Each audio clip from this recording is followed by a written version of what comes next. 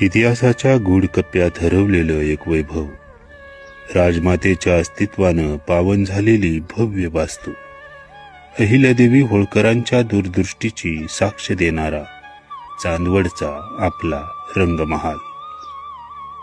शतकांपूर्वी येथे भरलेल्या राजदरबाराच्या साक्षीदार असलेल्या या भिंती अजूनही आपल्याला भूतकाळात डोकावण्याचं निमंत्रण देत आहेत.